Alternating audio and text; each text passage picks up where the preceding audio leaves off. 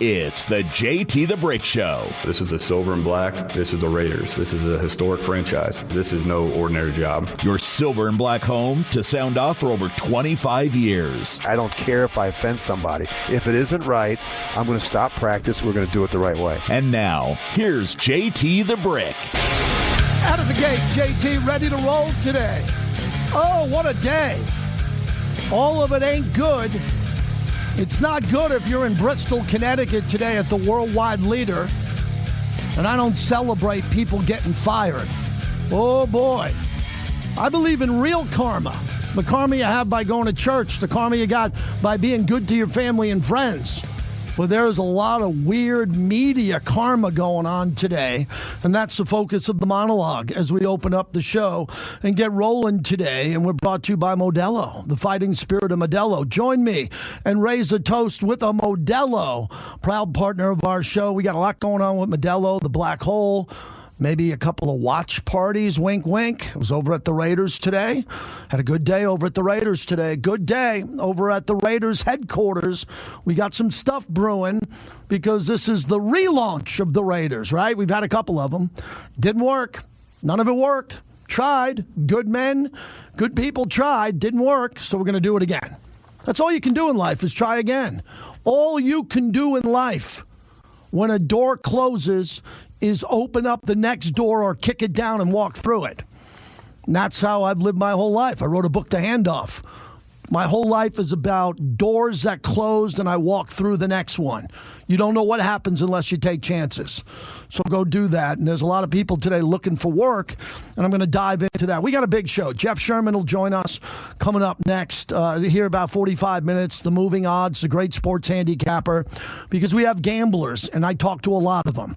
We have Bill Krakenberger, Lee Sterling, Jeff Sherman, and I'm really close with about 4 or 5 sports handicappers that I put on the show, because we are living in a sea of mediocrity when it comes to sports handicappers. Some of the worst to ever do it. There was a Las Vegas Review-Journal story yesterday of a shyster. You might know who I'm talking about, who's the first to put it in my YouTube chat at JT the Brick YT. You should be live on YouTube.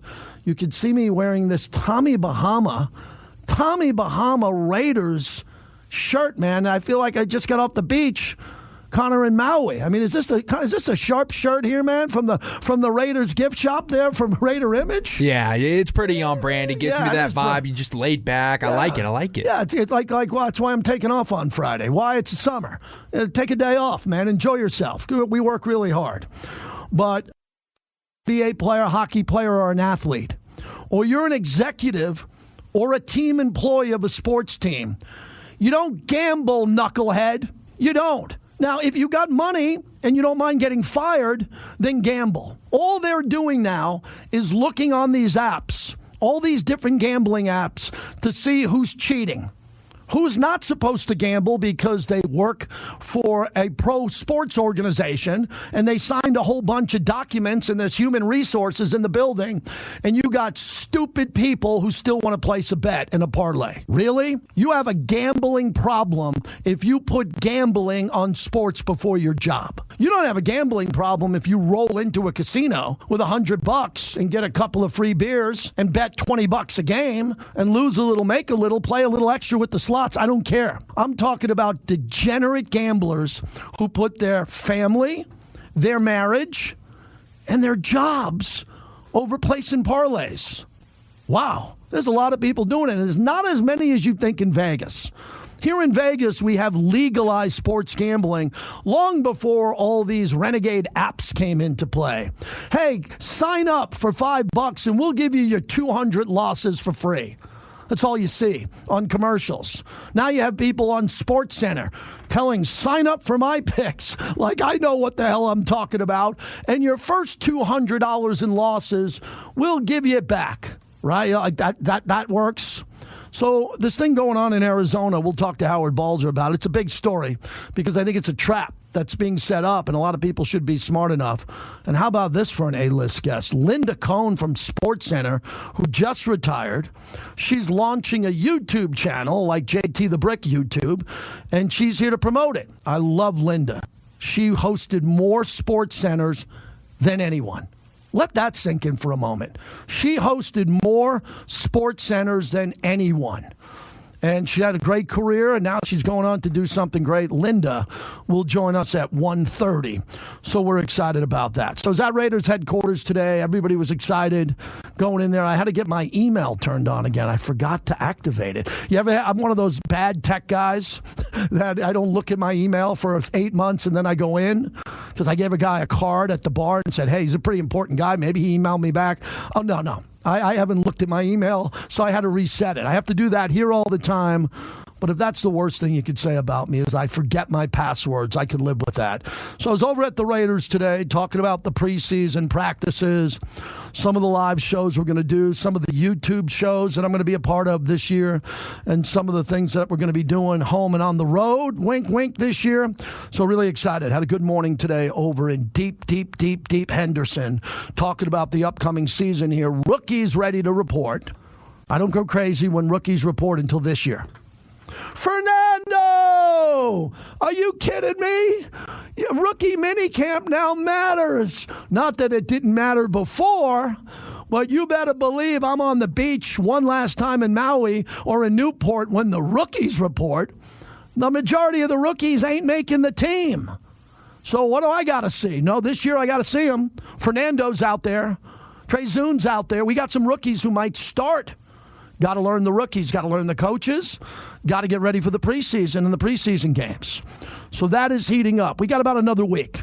So this is it. What's today? Today's Tuesday.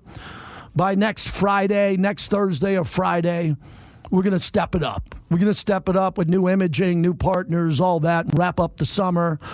But I like to do stuff in August. Man, I grew up in New York where the summer was from the beginning of Memorial Day to the end of Labor Day. That was summer because we didn't have a lot of good weather back east.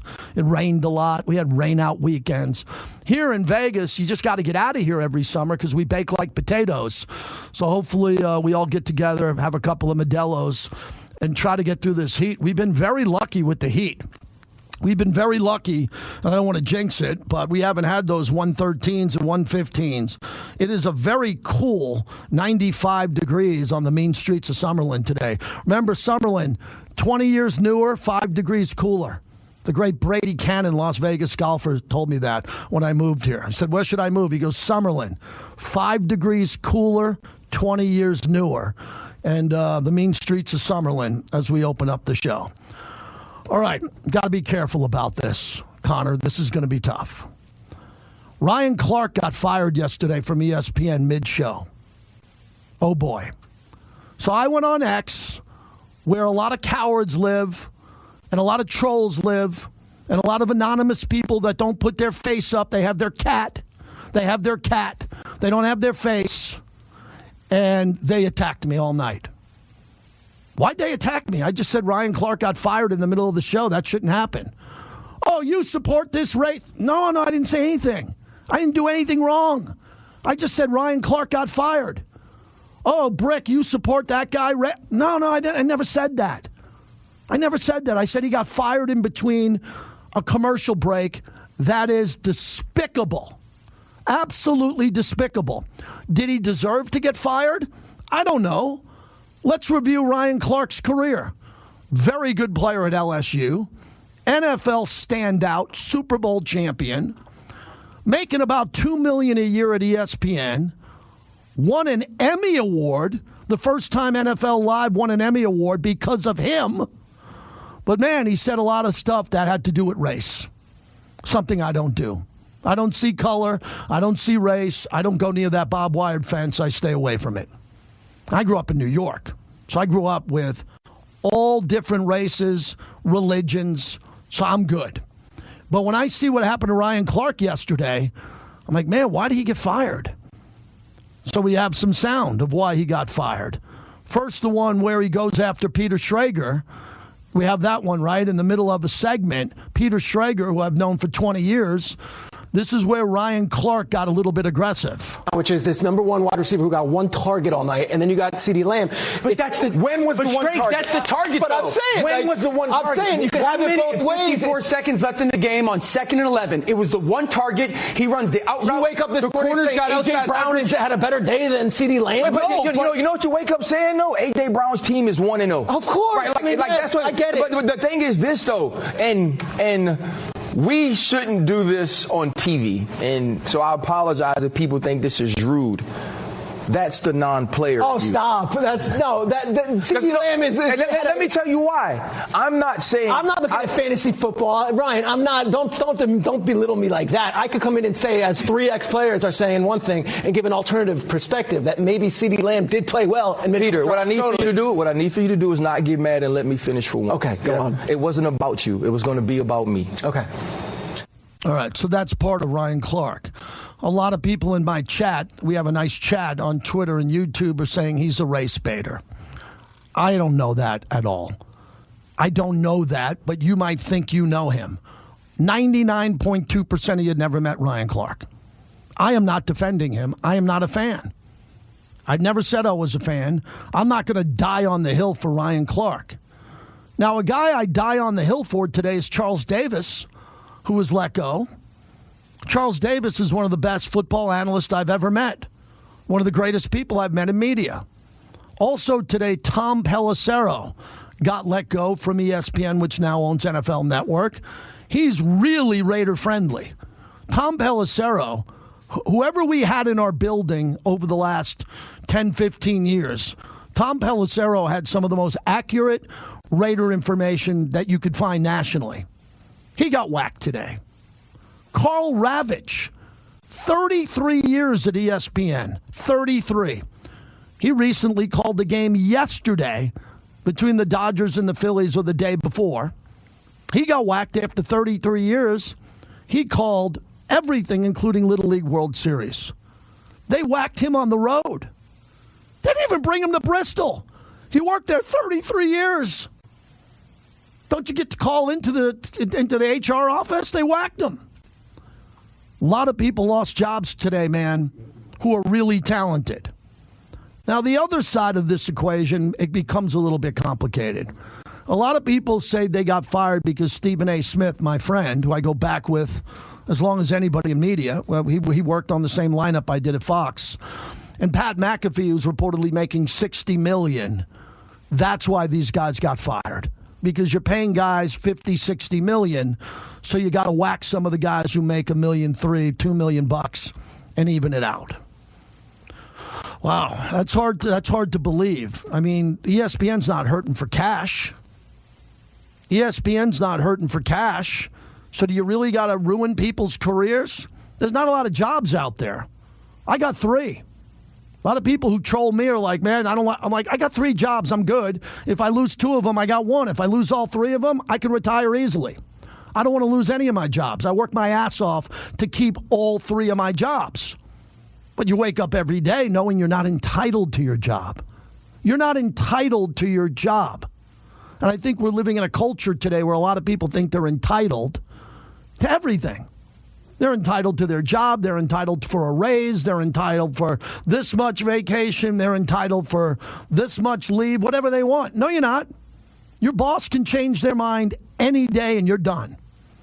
So I never lived my life in my 30s, 40s, and 50s like my job defined me. But it was really important. Paid for college, paid for a bunch of important things in my life, funded my retirement and all that. But I never woke up scared. A lot of people woke up scared today. That sucks. A lot of good people lost their jobs today. Now, all of them weren't the people you like. But I'm just reminding people you don't know them. You don't know what they do charity-wise. You don't know what they do if they go to a children's hospital. I remember Russell Wilson got let go by Denver, and everybody said, oh, my God, he sucks. No, he was great.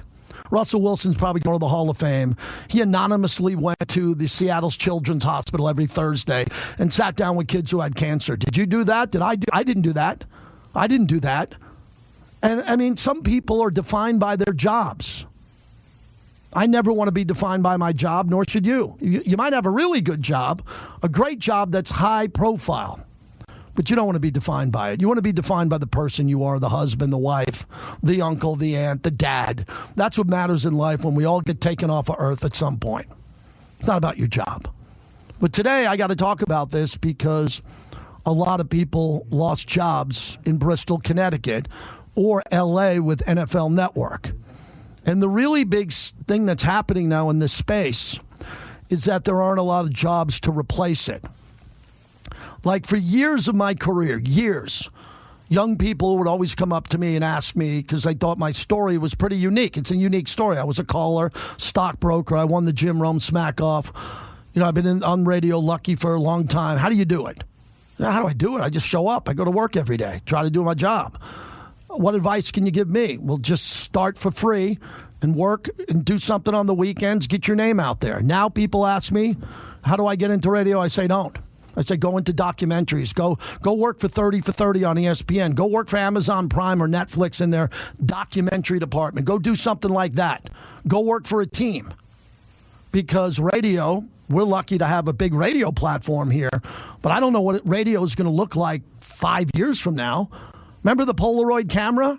Remember the VCR? Remember going to the post office? All things in your lifetime that are gone.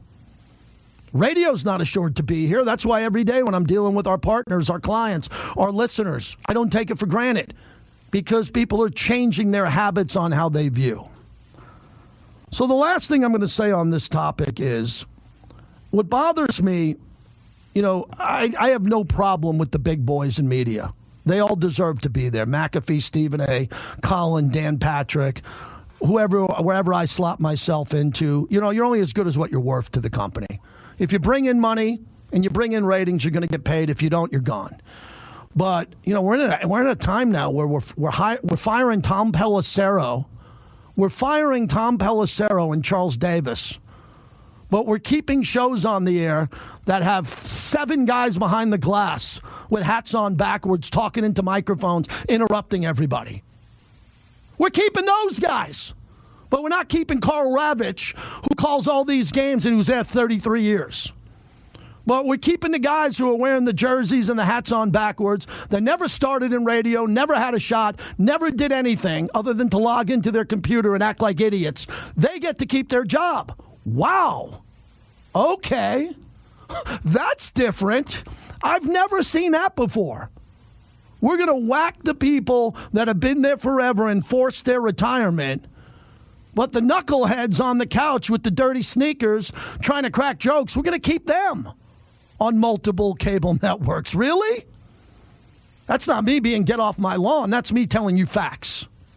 Facts, not fiction. My moniker here. Sound off like you got a pair and I deal with facts. So if you got an opinion on Ryan Clark, it's a tough topic because I tried to last night on SiriusXM and I got hammered. People calling me a racist. If you know me, I love everybody. Nothing with me. And I'm sitting here looking around and people are like, are you supporting Ryan Clark? No, I'm not. Absolutely, I'm not supporting Ryan Clark. But I'm just saying they should have fired him before his show or immediately after his show. And I heard something today off the record that was really inside. I'm going to share with you, as long as I keep the name out. Someone really, really, really high up at another network said they whacked him that way and they whacked the other people because the consultants, the media insiders, they're all now fighting to break the news like Adam Schefter and Ian Rappaport. Right, so let's look at LeBron. If LeBron signs today, who's going to break the story?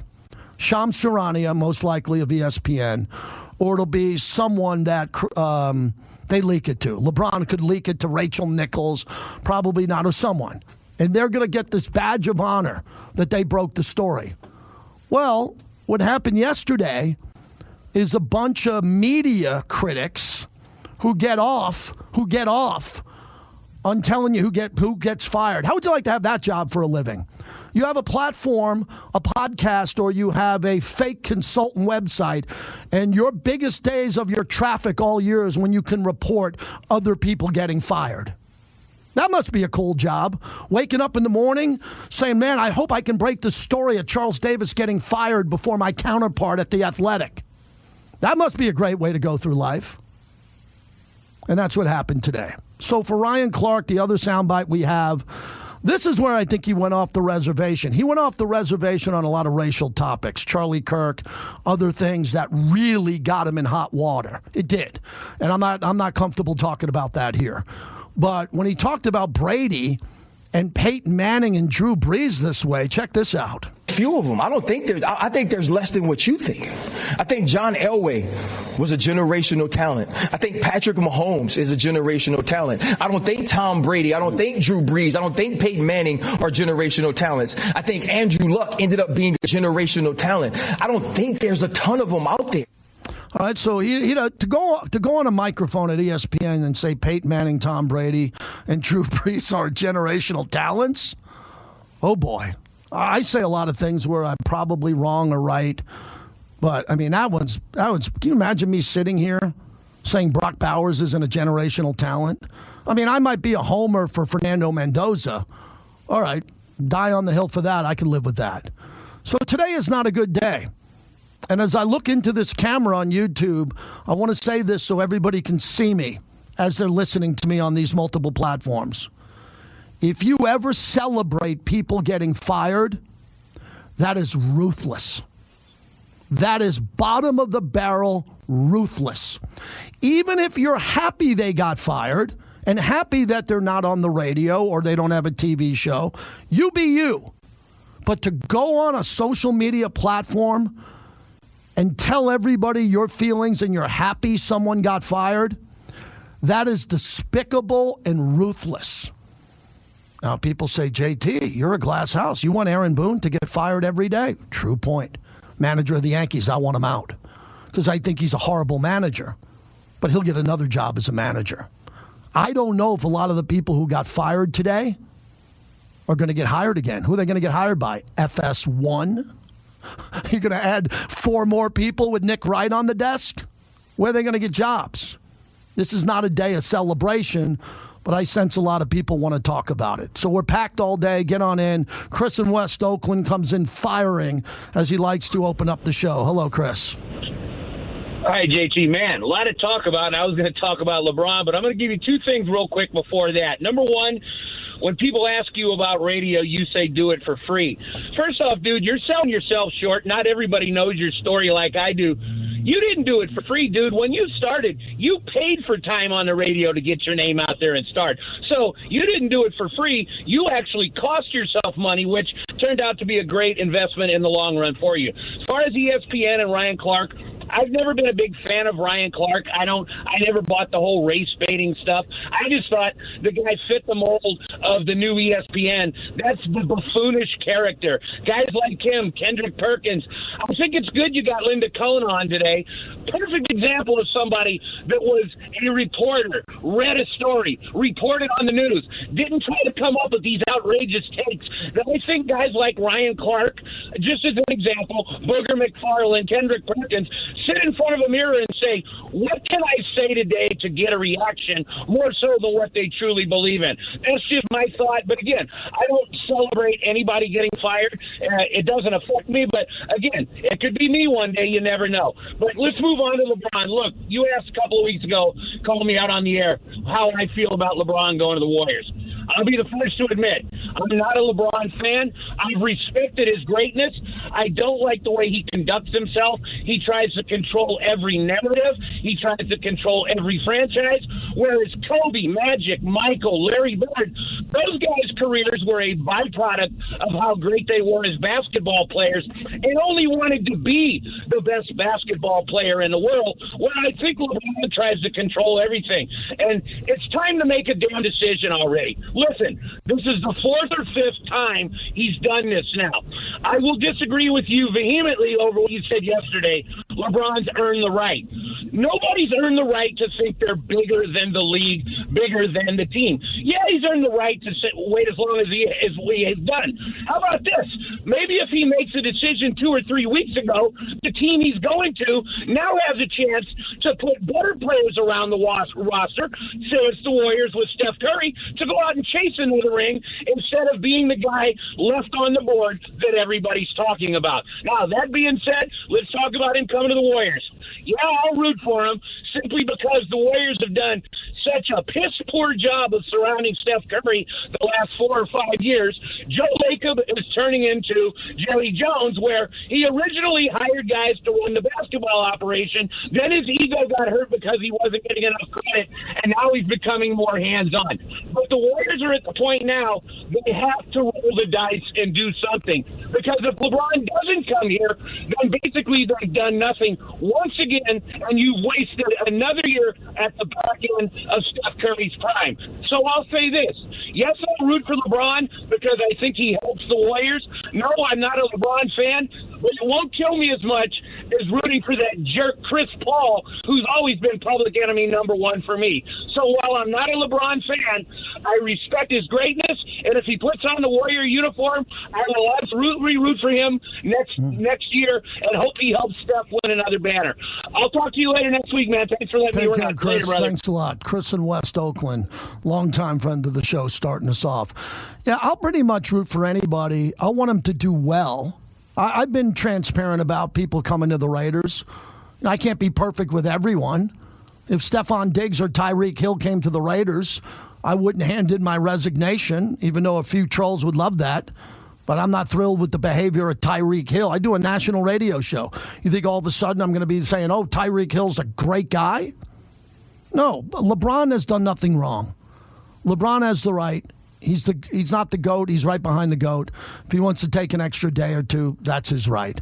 But he's definitely doing it to gain attention for his media company because he's putting together a documentary, and they're probably sitting in a boardroom now, knowing what team he picked, sending a crew out to that city to get some B-roll so he makes the announcement.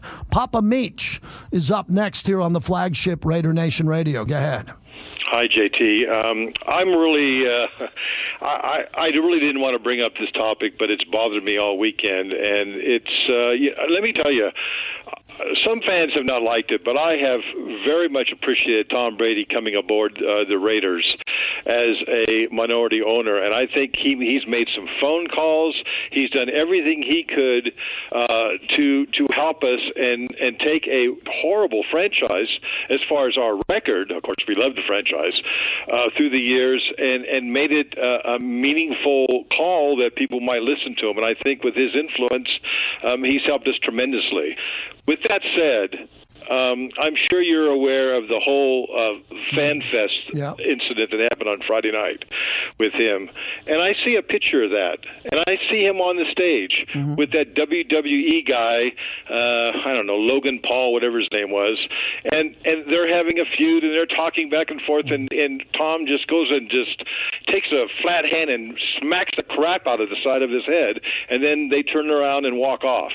And you know, to me, and call me old-fashioned, call me naive, JT, because I love your thoughts on this whole thing. To me, Tom can't go to these events and do that crap anymore.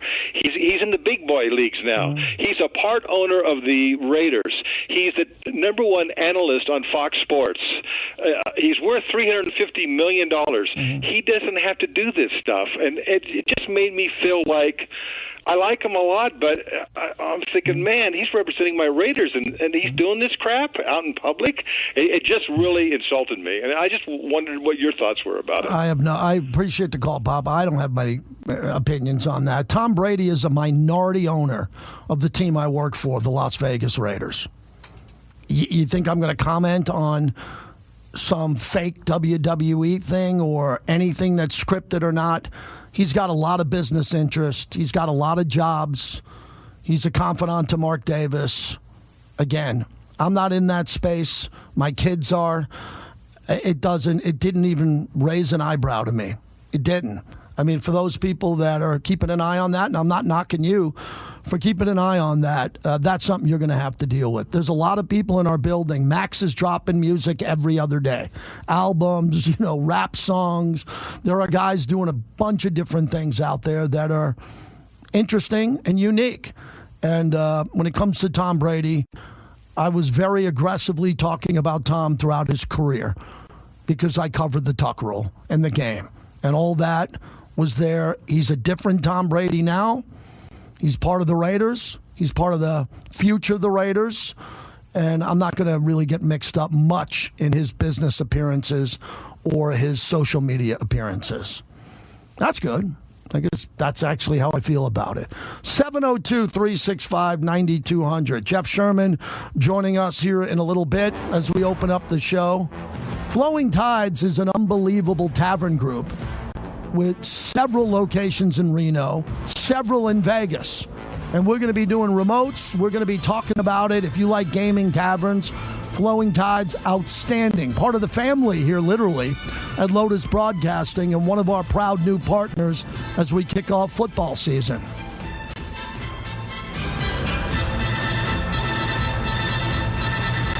Welcome back to the JT the Brick Show, brought to you by The Black Hole. Become a member of football's most notorious fans. I think he's earned the right not to be rushed. And so it's not a thing where you're toying with people's emotions or trying to make it about anything more than the fact that, hey, this man has a very important layered decision to make across business, across family, across basketball. And, basketball is the business, obviously. But, just have to be patient with him. I don't know, Pat. I wish I did know. I don't know. I don't know.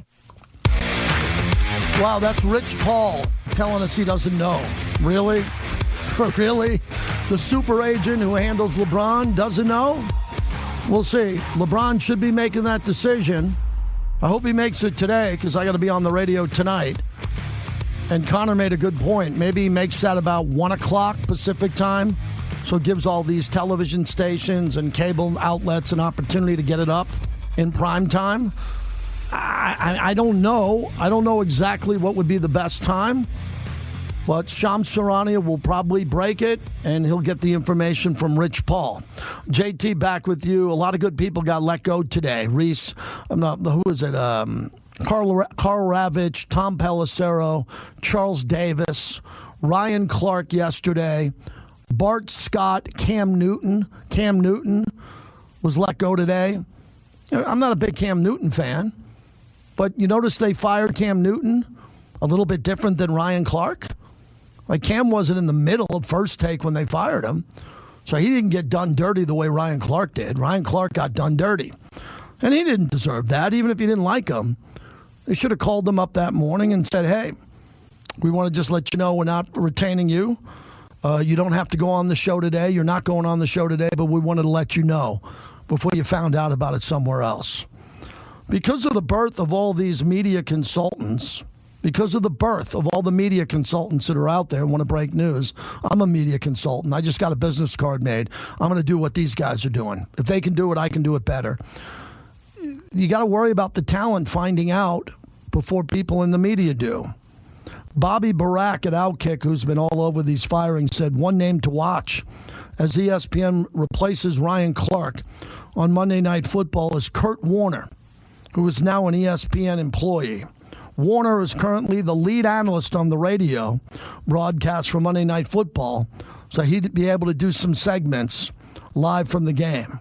Obviously, if he stays on radio, they would need someone full-time to replace Clark.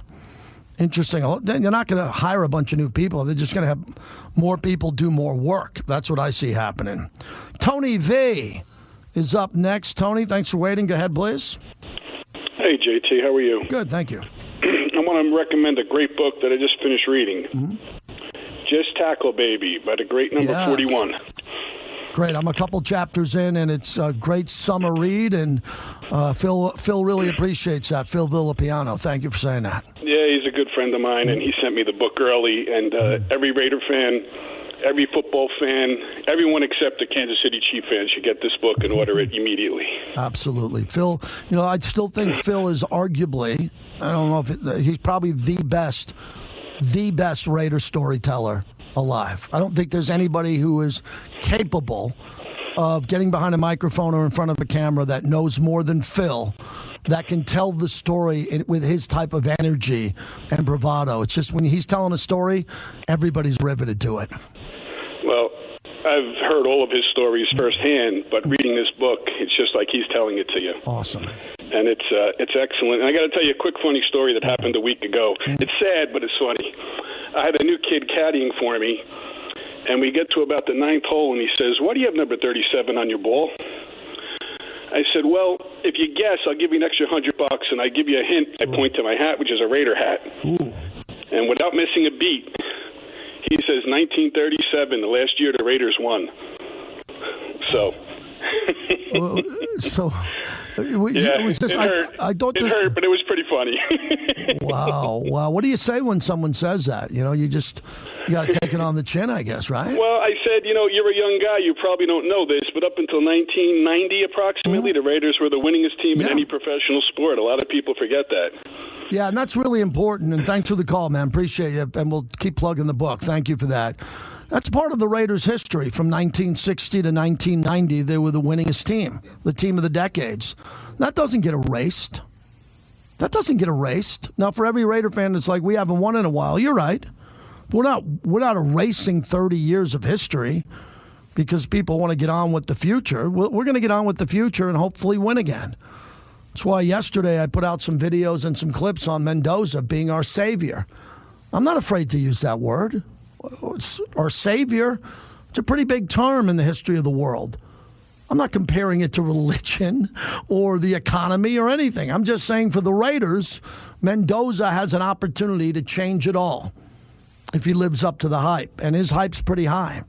His hype is really high up. Everybody's talking about Fernando Mendoza, rightfully so. 702-365-9200. The ESPN firings today, the NFL Network firings, are a pretty big breaking news story. If you have anything you want to add to that, and I think what I'm looking for from some of our listeners who who have the ability to call or go into our chat or give us something is, what are you consuming now? Like, are you consuming these debate shows where Ryan Clark and Cam Newton were on? If you're not watching it, you don't care. But if you do get up in the morning and watch, like I watch Pardon the Interruption every day. That's the all-time #1 greatest debate show. Kornheiser and Wilbon. Whatever they put up there as their top 5 topics, those are the 5 topics I use on my shows. They have producers. They're legendary Hall of Fame sports writers. If they're ranking the top stories from LeBron 1 down, you could be pretty sure those are the biggest topics in sports. But what happens when you turn on these debate shows in the morning, when you turn them on, some of them are off the reservation in the first 10 minutes. They're talking about things you never want to talk about. So I don't watch a lot of Pat McAfee, but I give him a lot of credit. That guy was a punter. He's making $60 million a year in media. That's more than any player in the NFL. He's making more than any NFL player he's covering for being on ESPN now. And he was smart to connect to the WWE and do the backflips. He was smart to go and replace Lee Corso near the end on College Game Day. He's made really good business decisions. And he seems to take care of his guys. There's stories that he gives his team, the guys who work underneath him, $250,000 cash in backpacks. And he's about to sign a $60 million deal. What do you think those guys are getting? But a lot of people can do what those guys are doing. Not a lot of people can do what Pat McAfee's doing. What he's doing is very unique. What some of the people are doing in the business that react off of what Stephen A. does or Pat McAfee, anybody can do. And if you get that chance, go take it. Go take it. Don't do overnight radio for 5 hours like I did in the 90s. Go sit behind the glass with a hat on backwards and act like a goofball and get some money. Go get the bag if you can do that. 702-365-9200. When we come back, Jeff Sherman will join us, one of the premier bookmakers in town. He sets the odds in golf. What happened at the Open Championship? How hard was it to bet World Cup? And the odds of LeBron. That's a big topic today. Can't wait to hear what Jeff Sherman has. Brought to you by the 872 Laborers, led by Tommy White. Building the city on time and on budget.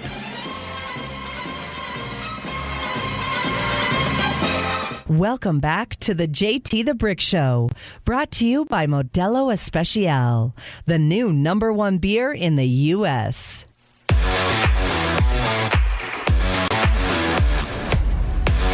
JT back with you. We go out to one of the premier bookmakers, handicappers in town, Jeff Sherman. Follow him at Golf Odds.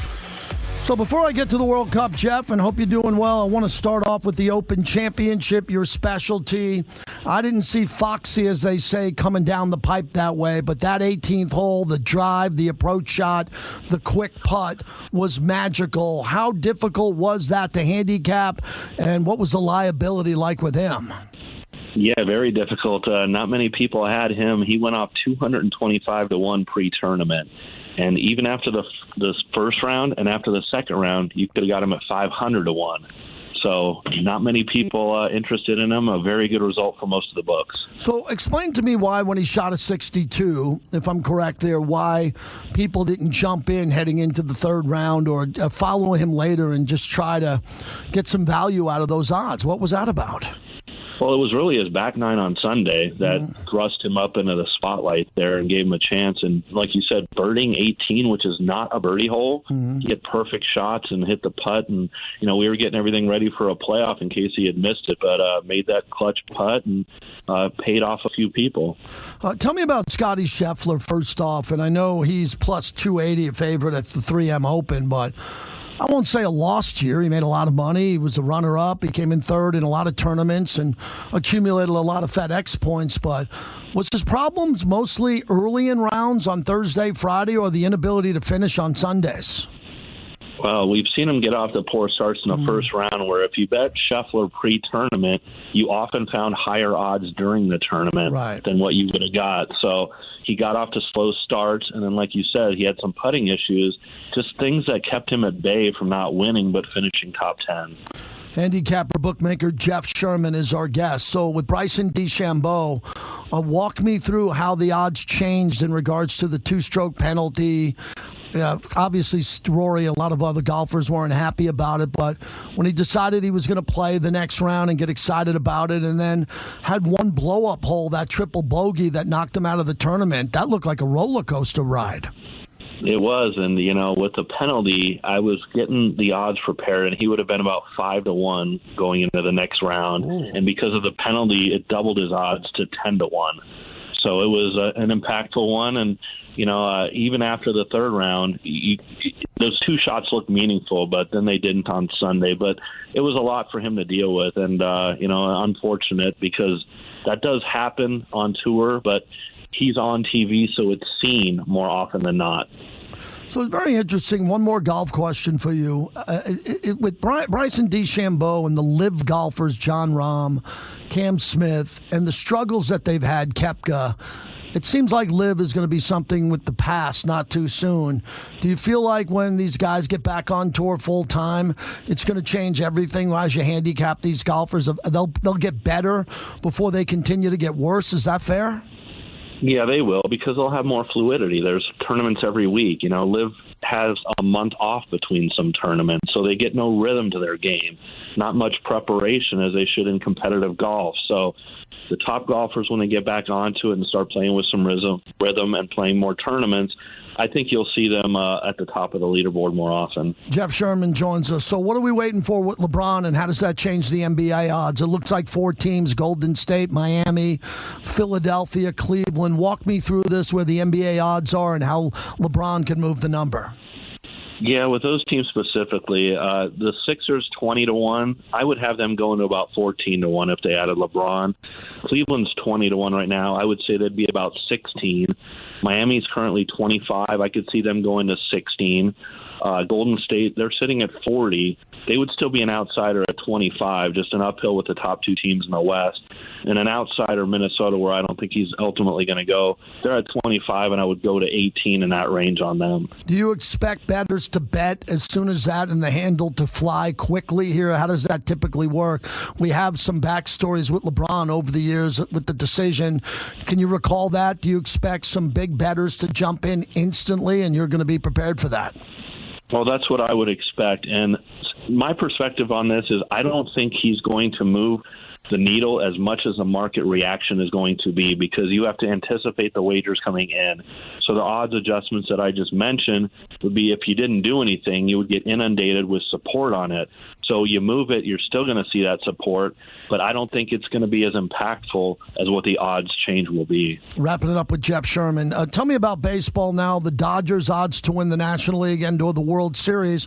The Yankees have been stuck in the mud, and all of a sudden here come the Red Sox with 14 in a row. And I know a few baseball bettors that want to stay hot with the team. I don't know exactly the run totals or how these Red Sox wins have happened, but they've accumulated 14 in a row. How unique has that gambling story been? Yeah, it's crazy. Like you mentioned, the Dodgers are still sitting consistently at 7-4 for the World Series, and the Yankees have eased up from 5-6. But the Red Sox, you could have found them at 200-1 less than a month ago on June 23rd. They're now 25-1. And on a daily basis, the bettors are supporting them during a win streak. So they're parlaying them to all the other teams and such, and they've been rewarded over the last couple of weeks. Jeff, finally, we do a lot with you. You know how much respect we have for you here on all the platforms. Just wanted to say a chapter's coming to an end at the Westgate, and they've played a big part in a lot of people's lives as not only premium sports gamblers or just fans in general that wanted to experience that just enclave of walking in and seeing greatness when it comes to sports gaming and just having a good time. What has that run meant to you in your career before we announce in a couple of weeks what you're doing next? Yeah, it's been incredible. It's 22 years, and it's been fun with creativity and the support that we've had, and allowing us to do something different in this space. And hopefully the next stop when I head over to Circa will be doing the same thing. So I'm looking forward to that. Bravo. Hell of a run. We'll talk in a couple of weeks. Thank you, Jeff. Okay, thanks, JT. Jeff Sherman, one of the premier handicappers in the world. And I didn't want to break the news, but he just did. He's moving over to Circa. And Circa's an unbelievable house to be doing what he does. But think of what they accomplished at Westgate. And I know there's going to be a changeover in ownership and all that. I have nothing negative or positive to say. I'm not a sports gambler. But for decades, I've brought friends into the Westgate. They've wanted to see it. They said, where is the sharpest place to gamble in the world for sports? And it's been, for the most part, the Westgate. Now there's more competition, more choices, and Jeff will still remain a big part of our show. Good hour. Really good hour, and I think the next hour is even going to be better. Howard Balzer, NFL, Hall of Fame voter. Remember this time last year we were getting ready to go with Eric Allen to the Hall of Fame. How cool was that? And Linda Cohn joins us. Linda Cohn, formerly of SportsCenter, with her new venture. You don't want to miss that. As we continue on Raider Nation Radio, brought to you by Boyd Gaming. Always bet on black. It's the JT the Brick Show. You just get up every day and you take one step at a time and you keep going and you show up. We have a big mountain to climb, but we're not trying to do it all in one day. Your silver and black home to sound off for over 25 years. It's really important to me that we're a gritty team, that the way that they were back in the old days. It's nothing that we say, it's what we do on the field. All the little things that win that have nothing to do with scheme. And now, here's JT the Brick. We're back. Hour number 2 of the show. Linda Cohn, one of the great broadcasters in sports television history. She's amazing. I've done a bunch of shows with her on SiriusXM, and she launched her new YouTube channel, so we're going to give it a double plug. We're going to interview her here, and then I'm going to play it tonight on my night show on SiriusXM and help her out, because she doesn't need any help, but she's really good. Howard Balzer, the Hall of Fame voter, joining us in a little bit. The big breaking, there's 2 stories today, big ones. First off, ESPN is firing a bunch of people, and a lot of people that have been with the company a long time. Some of the people are getting let go. I hate using the word firing because I've never experienced that, but I experienced not having my contract renewed when it ran out. That felt like I got fired. 17 and a half years with Fox, starting the football season.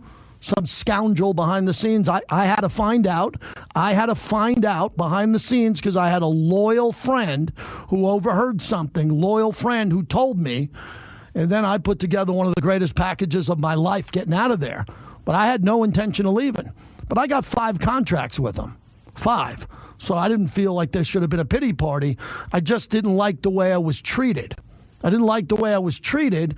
But no one, when they lose their job, is ever going to be happy with the way they're treated. I mean, when you lose your job at the end, you have pride. Everyone, male, female, whenever you lose your job and you get to the point where you find out it's over, you're going to be bitter for the day. But I talked about this with a lot of people, and maybe this will connect with 1 or 2 or 10 or 1,000 people today on all the platforms. Just remember this, that when a chapter of your career comes to an end, there's a really good chance that the next chapter is going to be bigger. But at that moment, you don't get it.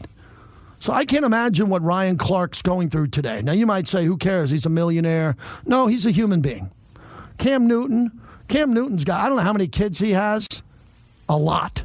Like, he's a guy that doesn't need to lose a job right now. And don't tell me he has money.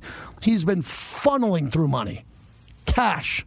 I bet you Cam Newton today is saying, I wish I had all the private jet trips I've had in the last 20 years back in my money, in my account. And then you get Charles Davis. Oh, my God. I don't know if I've ever met anybody. I said it last night when this happened. Eric Allen. Eric Allen might be the best guy I've ever met in media. Remember when Eric Allen retired from football, he went to NFL Network and ESPN. EA had a big seat on ESPN. Nicest guy I ever met. He ends up with the Raiders. He is one of our tremendous talents at Silver and Black Productions. He does it all. How lucky are we that Eric Allen is in at ESPN and NFL Network, and he's at Silver and Black Productions, and we get him. It all worked out well for him. Now he's in the Hall of Fame. He's in the Hall of Fame. Signing autographs, HOF. He's doing great. So when a lot of these people lose their jobs, I don't think everybody should be kicking them when they're down. I'm close to saying that I don't recall recently, maybe Skip Bayless, maybe Skip, and Shannon Sharp, who I know through some other people. I'll say Shannon also. I don't remember someone getting kicked harder than Ryan Clark for getting fired. And I'm not a fan. I'm not defending him. I never did. But he's getting heat today. And Carl Ravitch, 34 years at ESPN, they fired him on the road. Are you kidding me? Do you know how many times Carl Ravitch walked on the set of ESPN in Bristol and they fired him in Philadelphia during the Dodger series? Oh, we're dealing with some really weird people running things, man. I mean, it is dicey over there. And for those who are ripping Pat McAfee and Stephen A., don't rip their success. It's like ripping Justin Bieber or Tom Hanks or George Clooney. Sometimes people are in the wheelhouse where they're making a lot of money, and it doesn't last forever. Stephen A. worked hard when no one gave him a chance. No one gave him a chance. He's the highest paid guy along with McAfee. And a lot of people think they're the reason people are getting fired. That's not fair to them either. So that's what I wanted to talk about. I'm getting text messages from buddies at NFL Network right now. Tom Pelissero was let go. I can't wait to see where he ends up. He's really good, and he's Raider-friendly. I don't mean he helps the Raiders. He just knows the Raiders, I think, as good as any other reporter out there. Howard Balzer. Great friend of mine. We started 30 years ago in Las Vegas. He now covers the Arizona Cardinals. He's a Hall of Fame voter and a frequent guest on this show. So, Howard, I want to begin with this breaking news story of Ryan Gold, the executive over there with the Cardinals, who's lawyered up at this point, but reportedly lost his job for gambling, parlays, maybe having some inside information on some draft picks. What could you add to this story as it's still developing? Yeah, that's the interesting thing about it, JT, and it's hard to believe that if it was blatantly false, that the NFL would do what they did and whatever information that they have gathered about it. And the one thing I thought was interesting, the attorney said that the only people who knew who the Cardinals were going to pick were Monty Ossenfort, the GM, and Michael Bidwell, the owner. But the reality is, we know at the draft, for anybody who watches it, when a team is on the clock and all of a sudden it flashes, the pick is in, a lot of times there's several minutes that pass between that moment and the time that it's actually announced on television. so certainly the director of college scouting and others, once that happens and the pick is in, they know who the Cardinals are selecting. And so I guess we just have to let it play out, obviously, in terms of what the NFL believes it has. The attorney claimed that his wife was the one betting $10 parlays with some high school friends and, this and that. So it's just an odd story. But I'll say this, JT, there always seems to be a lot of odd stories surrounding the Cardinals of off-the-field things. I mean, heck, when they were hiring Jonathan Gannon, 3 years ago, they were guilty of tampering with Gannon and speaking to him at a time that you can't talk, to other coaches in the league about your head coaching job. So there's just been a lot of things that happen. And I think it's notable, too, JT, that when this all broke, it was very quick that the Cardinals took down his name, Ryan Gold's name, from the website. His bio was deleted, and in the list of the personnel staff on the website, his name was deleted. And so obviously the Cardinals must believe that there's something there. So we'll see how it plays out, but not a good look, obviously, for the Cardinals. Yeah, Howard Balzer's our guest. We met 30 years ago in Vegas when my career started, and there was no connection to Vegas and the NFL other than legalized NFL gambling. But we never dreamed that Vegas would turn out to have an NFL team, legalized gambling, everything that's happened from conventions, gambling, commercials during it, all of this, draft game, everything you see is based on gambling now, and the NFL has a great partner or multiple partners in that gambling space. But we both know that if you work for an NFL team, if you're an employee, a player, or an executive, you can't bet. And I don't understand if this is true or not, that if you can't control yourself gambling, now players only have to worry about that in their 20s, maybe their early 30s. I think you would agree it'd be harder for an executive or someone who's in their 30s, then they get to their 40s, then their 50s and their 60s, and they're still in the league and not gamble for 30 or 40 years straight. I guess that could be a problem, but everybody's got to be smart and say the league is watching you. They're watching your parlays. They're watching what you're doing. Don't be stupid and gamble. No, you're 100% right. And I don't know the exact age of Ryan Gold, but he's a relatively, young guy. He has been with the Cardinals. This is his 13th season with them. Oh, and by the way, he was promoted this year to director of college scouting. And so, but I mean, you hit on a lot of the things that have happened in this league, with all that. I used to joke that if anyone in the league office even said the words Las Vegas, that they would be fired, back in the day. Now, of course, everything's fine from the league standpoint. And here's the interesting thing, too, not that it's that relevant here, JT, but the Cardinals have a sports book on the grounds of State Farm Stadium. And, BetMGM is one of their partners. And they have a sports book there where, people can place their bets. So there is this kind of dichotomy there. But like you said, everyone in the league, players, executives, people who are working, know you just can't do that. And, of course, we've seen it over the last few years. Not huge numbers, but there have been others who have been caught up in this and ended up being suspended. So, we'll see where this goes and what happens. But like I said, not a good look for him, obviously. But it just also seems like the Cardinals just, can't get out of their own way with a lot of things that happen to this franchise with the people who work for them. Well, they're in the Hall of Fame game, and you're a big part of the Hall of Fame as a voter. Just one more Arizona topic with Jacoby Brissett not getting the money, which it's rare in the NFL when you don't pay a quarterback, even if he's a backup who's a starter or a veteran at the end of their career. Quarterbacks normally get paid, and it seems like Arizona didn't want to budge on what Jacoby Brissett thinks he is owed or what he deserves. And then Carson Beck is going to be the guy who gets all the reps. But wow, everybody I talk to thinks they're waiting for the quarterback market next year. What happens if Carson Beck plays and he plays well? I mean, they're still probably in that lottery quarterback. I'm not going to say they're going to be a lottery team because any team could win. But what are they thinking in Arizona about the quarterback position as they got to sell out that big stadium with a lot of seats that host multiple Super Bowls? Yeah, no doubt. And, they have some, I believe, a pretty good foundation of talent on that team right now if they can stay healthy. But the quarterback question is a big one. The thing with the Jacoby Brissett situation is the Cardinals have been willing to talk. And by the way, Jacoby Brissett doesn't have an agent, so they're negotiating, direct. The team is negotiating directly with him. But this has been going on for 3 months that he wanted to, and we don't know what he's asked for, but he wants a bump. He's actually making less right now this year, JT, than Gardner Minshew, who they signed as an unrestricted free agent. And Minshew, along with Beck, took all the reps in OTAs and the minicamp, and now training camp opens in a couple of days. And everyone's wondering, is Jacoby Brissett going to be there? Does he report and hold in? Do they finally settle this? I wondered why the Cardinals have let it get to this point. If they didn't want to increase his contract at all, they could have said that right from the beginning and say, it's up to you. What do you want to do?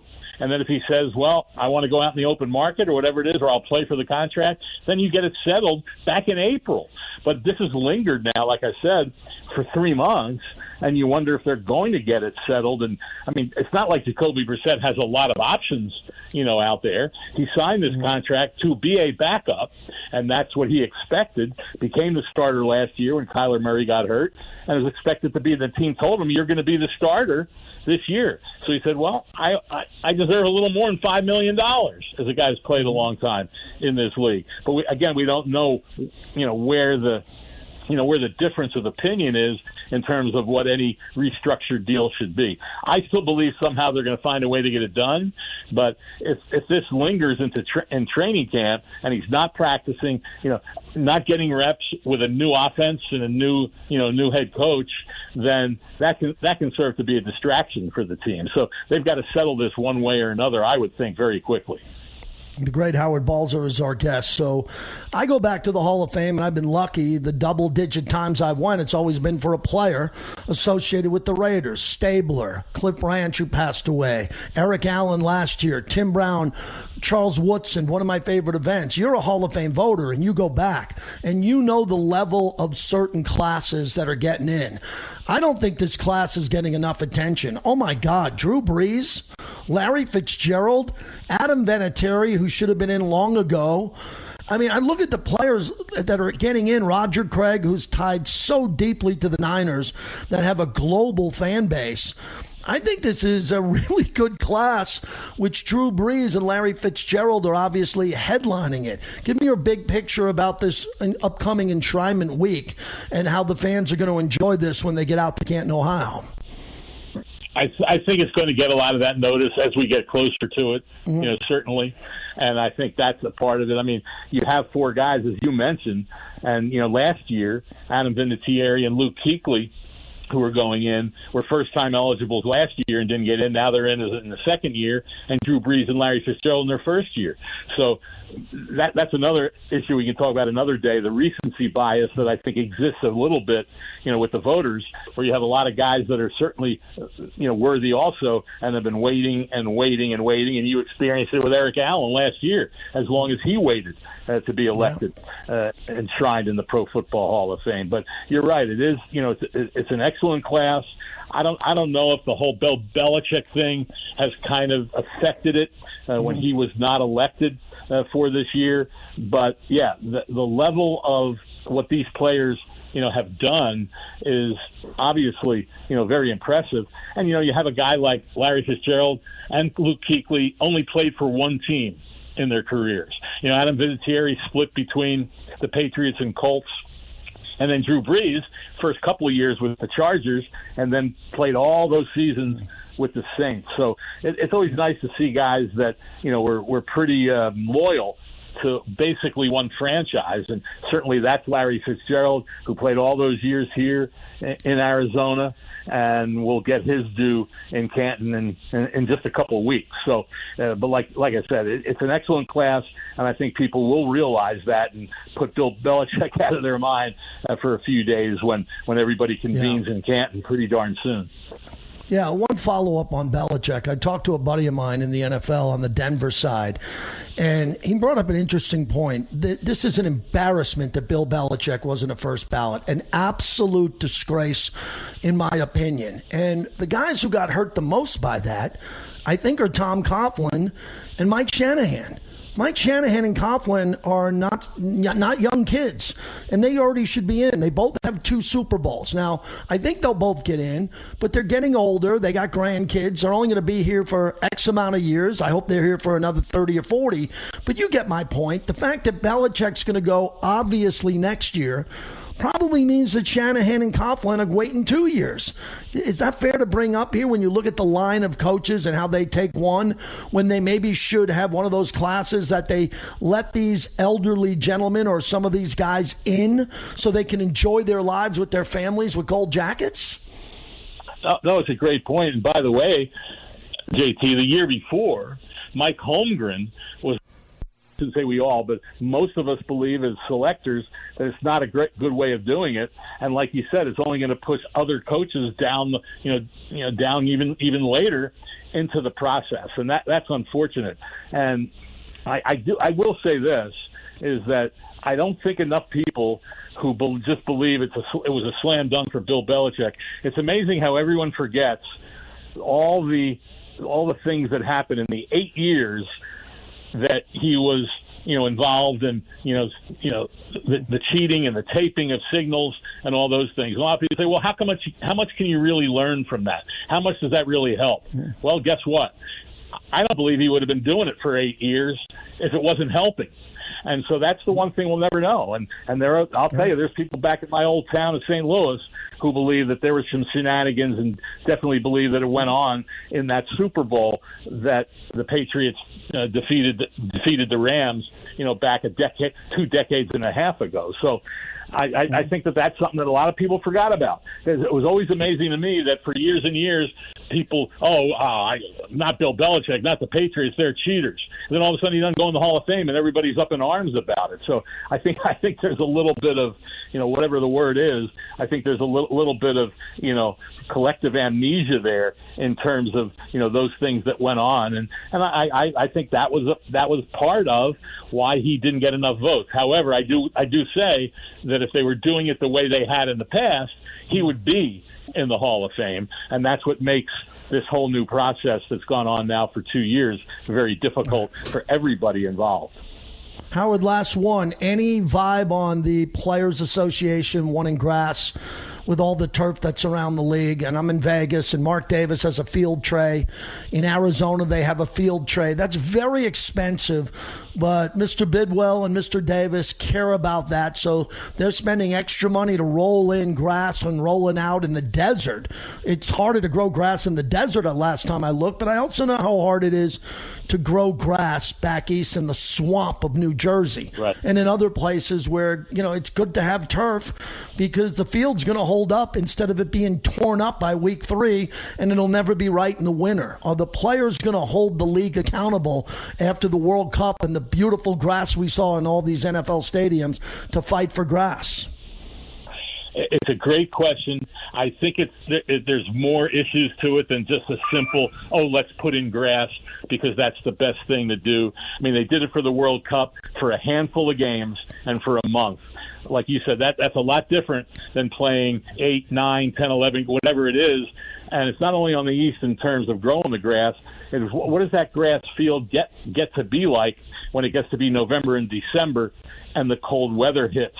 And there are some who will say that a bad grass field is a lot worse than artificial turf.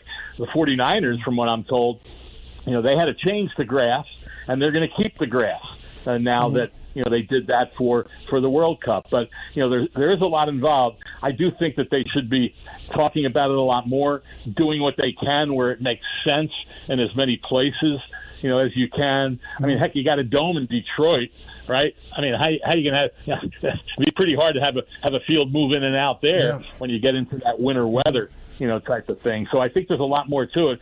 I do wish, though, JT, that it didn't come down to a collective bargaining issue, like that if teams were going to switch to grass, and all of a sudden the players have to give up something in collective bargaining.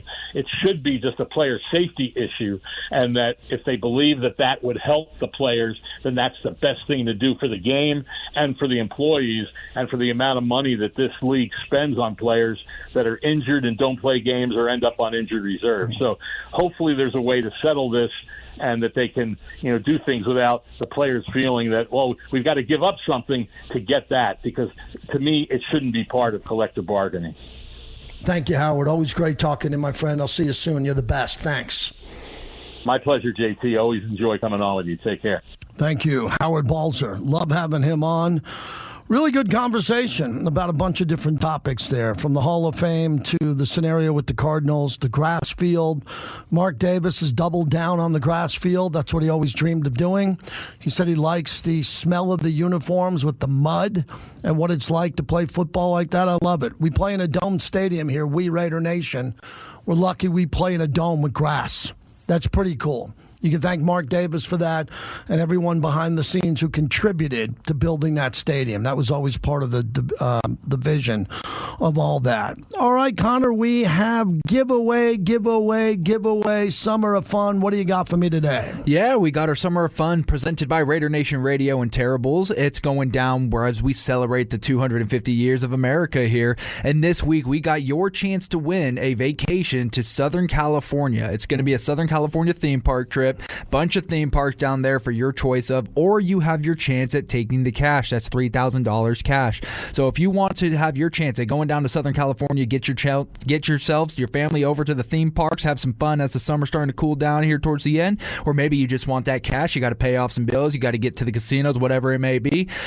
Now is your chance. Give us a text at 702-365-9200. That's 702-365-9200. I want you to text us the word of the day is fireworks. Fireworks like the 4th of July, whoa. JT. Big boom, big boom. So text us right now, fireworks, at 702-365-9200. Thank you. That's great. Text. Get a chance to win. You got to be in it to win it. Coming up next, one of my favorite people, Linda Cohn, formerly of SportsCenter. She just had a retirement. Goodbye from ESPN. Pretty special, really special. And now she's staying in the space, and she's got something brewing on YouTube. We'll talk to her about sports. She's just such a kind person, so good, and she's got tremendous sports takes. So she'll join us here in a little bit. Vinny Bonsignore tomorrow. We'll have some good programming coming up. We're giving Levi Edwards a break. He's in the panhandle of Florida, so he's off this week getting a vacation in. So we'll schedule Levi coming back, and we got good shows the rest of the week here, and we're thrilled about that. So thanks to everybody who's listening. Finley Volvo Cars of Las Vegas, right there on Rainbow and the 215. You can't miss it. One of the best showrooms you'll ever see in Vegas.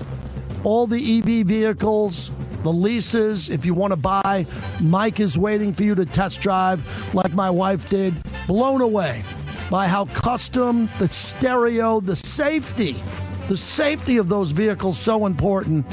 Finley Volvo Cars of Las Vegas.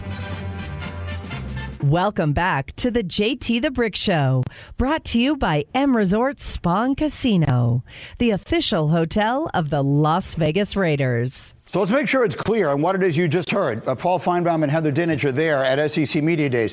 You just heard one of the, 3 or 4 people who actually make the decisions that matter in college football saying, yes, the talk of us breaking away from the NCAA is real. Before I get the reporting from Heather, Paul, let me just get your first, as the voice of the conference. What is your reaction? It is not a surprise, Greeny, because the commissioner has signaled this in the past. What I believe he is trying to do is say, for the final time, if we don't get congressional intervention or help elsewhere, we are going to go out on our own. I think we're not there yet. Some of it is posturing. Some of it is the fact that the SEC has tremendous leverage, and Greg Sankey is the most influential person in that spot. But I think he felt at this forum, in front of this type of crowd and media, this was the time to finally deliver the final message. Do something or else. Wow, that's a big announcement in the SEC with what they're doing going forward. They don't seem to want to wait for the NCAA for anything. JT, back with you. Linda Cohn's one of the best people I've worked with. I've known. I watched her entire career. She is one of the all-time greats, and now I am a subscriber to her YouTube channel, which is up and running. Linda, congratulations on the retirement news and some little bit of time off. And look at you. You're back to grinding again. How are you? Well, would you expect anything less? Thanks, JT, for those kind words and having me on your show. It's always my pleasure to be a guest. Yeah, you know what? I mean, it was a retirement of ESPN. I didn't feel like I was ready to stop talking about sports. As you know, I always have a lot to say. And so I started my own show, the Linda Cohn Show, Mondays and Thursdays on my YouTube platform at Linda Cohn Sports. Just started and had the debut yesterday, so fine-tuning some things. But the most important thing is I'm having fun, and we'll see how we're just running with it. And I just love getting, like, fans involved in it and having their feedback. And I always... connecting to fans is always, not my fans, sports fans like myself, you know, connecting to them, hearing their opinions. It's always been a priority for me, like you, and in the decades you've been doing what you do. And I enjoy doing that. So I'm keeping that up with this, with the Linda Cohn Show on YouTube. I think it's great. And, you know, you had a lot of fun your entire career at the Worldwide Leader, but it was a lot of work. And I kind of know a little bit about your schedule because I've always been on at night, and when you were doing SportsCenter at night at times, and a lot of times during the day, your body clock from Bristol to Los Angeles, travel on planes all the time. And what was that like as you started and midway through your career, and maybe the last 10 years on keeping the vibe going with your body and your mind and the physicality of doing what you were doing, all those sports centers? Yeah, listen, I'm not going to complain 1 second. I mean, even though, you know, as we get older, there are some things that we have less patience for, JT. But when I think about just everyone else and what they do to make a living, to pay their rent, to pay for groceries and gas, there's no way I'm complaining about being able to talk about sports just like you and just deal with any kind of adversity that comes our way. So it's no big deal at all. This way, you know, I do this show out of my home, which is great. It's, you know, I don't have a cast of thousands, so it's just, you know, me handling everything, but that's okay.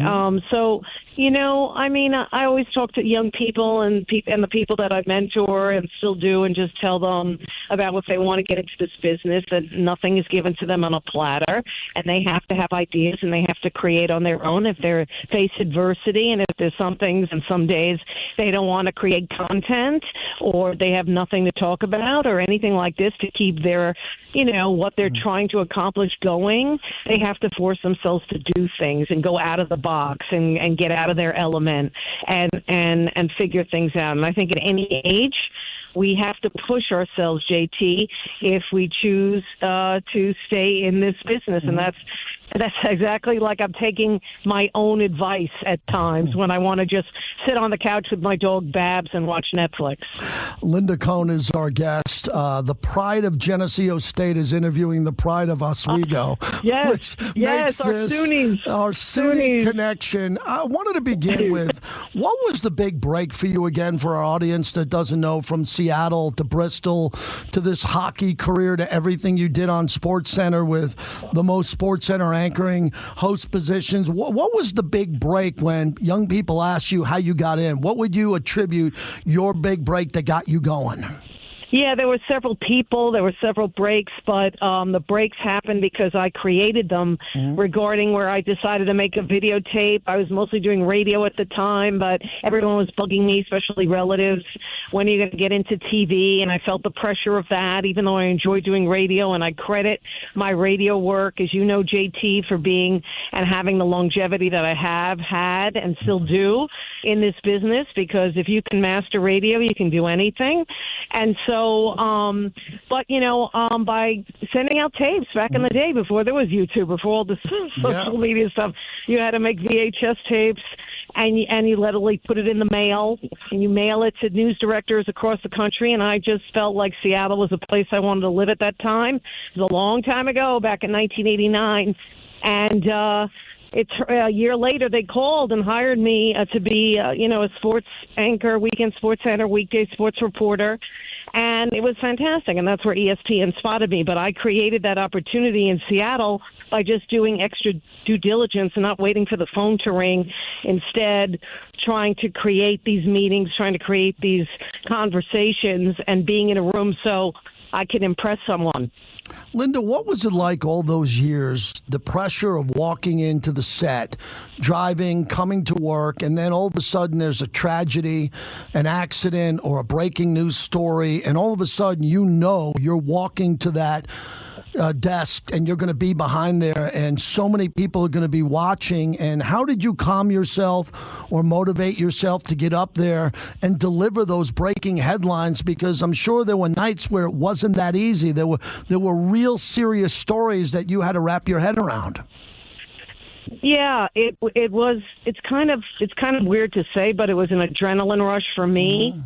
Because of everything you just said, knowing that you have to bring your A game and be on top of your game at that time because all eyes were on you. And remember, this was back in the day when ESPN SportsCenter was the only game in town, when you think about it. And, I'm sorry, and there's like lawnmowers going on. Hang on one second. I got you perfect. You sound great. And then, and so that added the extra adrenaline, just knowing everyone and their grandmother was watching, so to speak. But, you just try to not, just stay composed in the moment and deal with it. And, if you ask me to name some of these moments, I mean, they just become one big blur of like highs and lows. But it was always fun doing the highs, the following the great games, the great moments, things like that. But when there's deaths and tragedy, you just take it to heart. And that's what I felt I really did, no matter what story I covered or was behind the desk for on SportsCenter. I really kind of just put myself right into it, Hang on a second. Sorry about that. That's okay. It sounds great. You know what? You'd be proud of me. I'm multitasking. I'm walking my dog. My dog wants to go near the lawnmowers. And doesn't funny. Get it. Hey, the happiest part of my day, and my wife is the best part of my life, is when I get my 20 minutes with my dog in the morning, uninterrupted. Yes. I don't bring the phone. I go out there because is there anything better than dogs and to have the peace and the happiness when they know they're going on a walk? They get up. I got a golden doodle. He's like a human. He just looks at me. Let's go to the big park, and then it's jumping up and down. It's our job to take our dogs on walks and let them experience the love other people have for them, Linda. Yeah, I'm with you. Normally, the only reason why I'm even paying attention to my phone is, of course, JT, I had nonstop phone meetings, and yours was happening, and I was telling my dog, Babs, I go, I know we have to go on this walk, and then here we are. I'm multitasking. And, here's something else your listeners would relate to. I'm so near these lawnmowers, forget the noise. I'm like, I didn't know I had allergies that I have right now because I feel like coughing because they're like mowing grass. And I'm like, oh, wow, pollen, amazing. It's amazing that Elon Musk has invented a quiet blower or weed whacker and all that. We can put people on Mars maybe, but we can't slow down a lawnmower sound or that. Linda, I want to just ask you a couple other things, too, because I saw you with Rich. Sure. I saw you with Rich Eisen on the podcast, and I thought that was really a good deep dive. And as I was preparing for our conversation, I wanted to talk about the relationships you made, not only with the other anchors, but the cameramen and women, the producers, the PA. I mean, can you even imagine how many people you've met behind the scenes in your career as a broadcaster? Yeah, I don't stop and think about that, but I do think about those people. Like, I don't think about the number. I think about how wonderful those people are. And they, since I walked away from ESPN, so many people, especially the levels that you talked about, the PAs, the camera people, whatever. Many reached out to me and said, remember the first time I met them, and would say it, word for word of what the conversation was like and whatever, how nice I was with this or that. You didn't have to be, all that kind of stuff. And that's the stuff that means the most, JT. Yeah. I mean, that's the kind of stuff, not only to your on-air colleagues, but even more so these other people that you mentioned. I know that sounds how it sounds, but I really mean that from the heart, because I was also very proud, and I still do this, and I've always learned to do this, is that you treat everybody the same.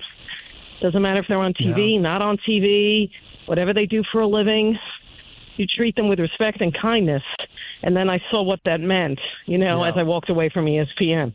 And Linda, as we wrap it up, earlier today and going forward in the day before, a lot of good people in the industry lost their jobs. And I don't want to get into anyone individually, and I know the situation you're in and the great relationship you have with ESPN. But what I find interesting is I always say when someone loses a job, there's another door that's going to open up in front of you. You just don't see it at that moment. And a lot of people have anxiety and they wonder about what's going to be next. But wow, I mean, it happens almost every year at other platforms and other media companies, and it seems like it's been happening more and more over the last 4 or 5 years as streaming's coming about and Amazon, Netflix is coming in. Just a comment from you on when good people and people that worked real hard lose their jobs suddenly and how they should react to that.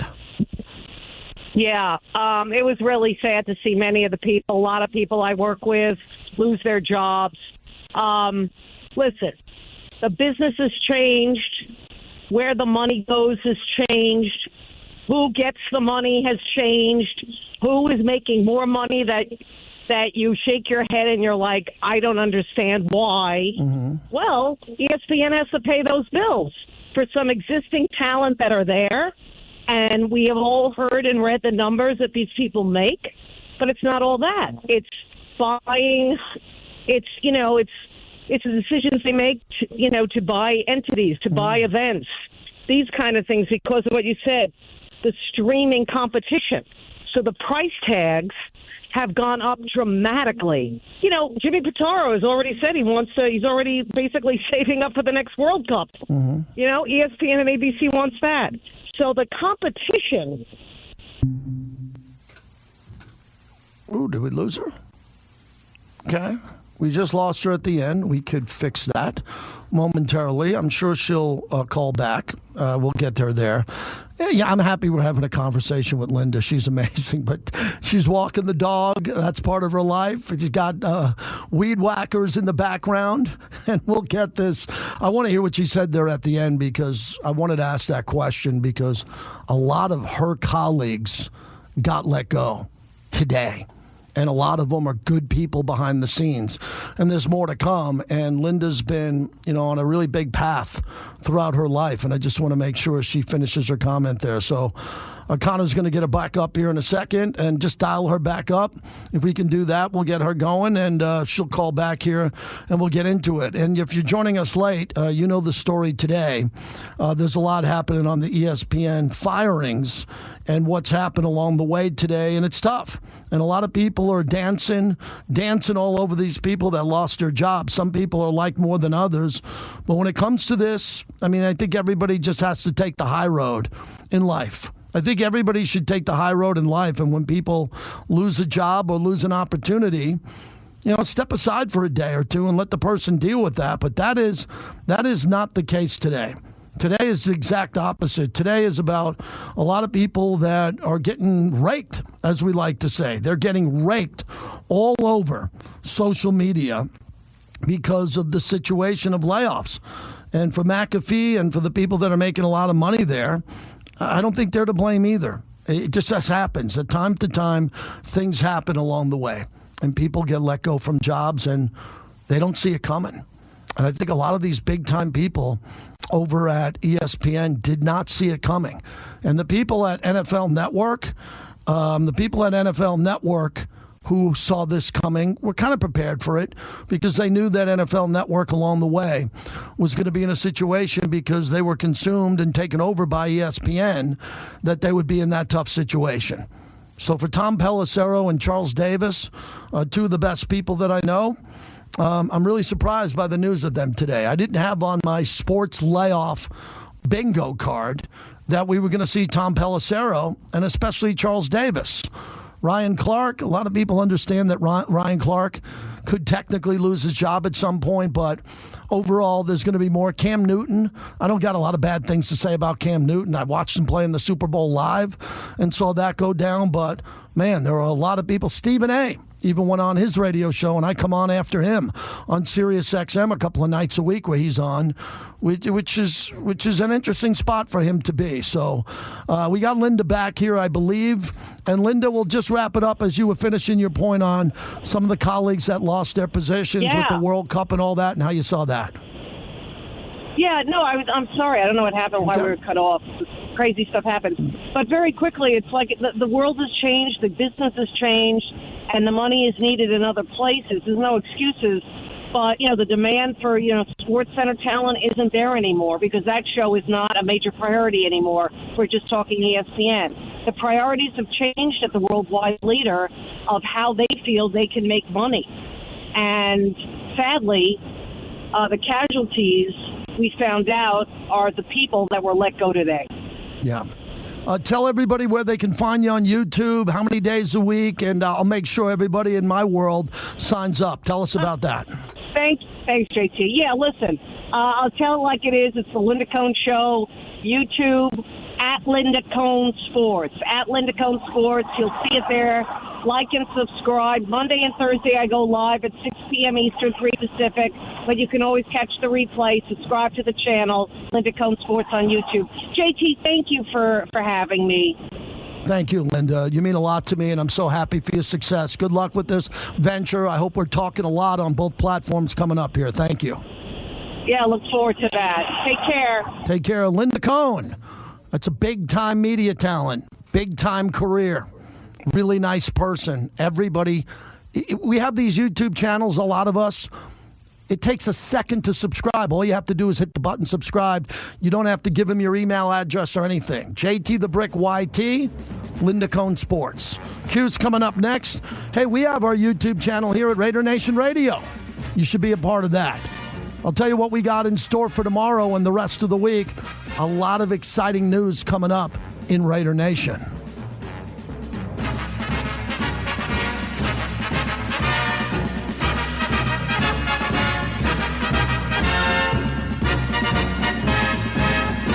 Welcome back to the JT the Brick Show, brought to you by the DeCasta Verde Law Group. If you get injured in an accident, call 702-222-9999. I don't believe that for 1 second. I believe he knows exactly where he's going.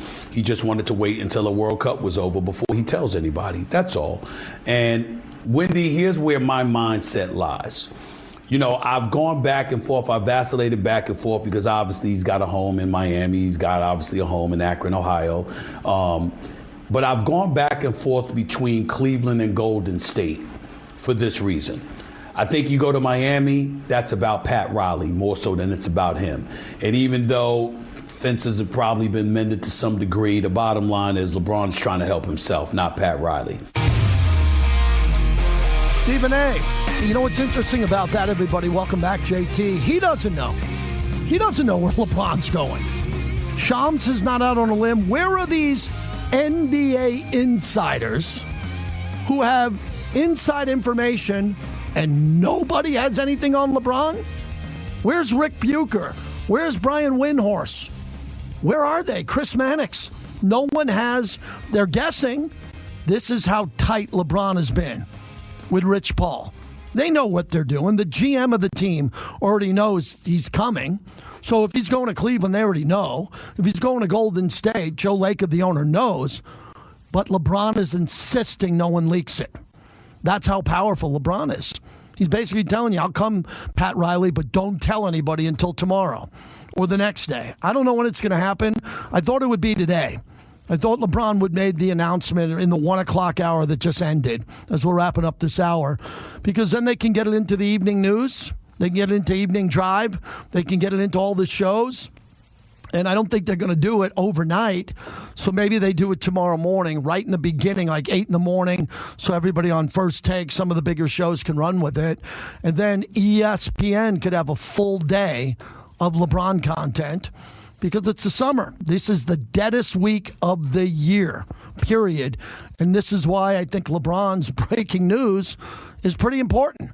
because this is a week that could guide the week of sports media with the King deciding on where he's going to play.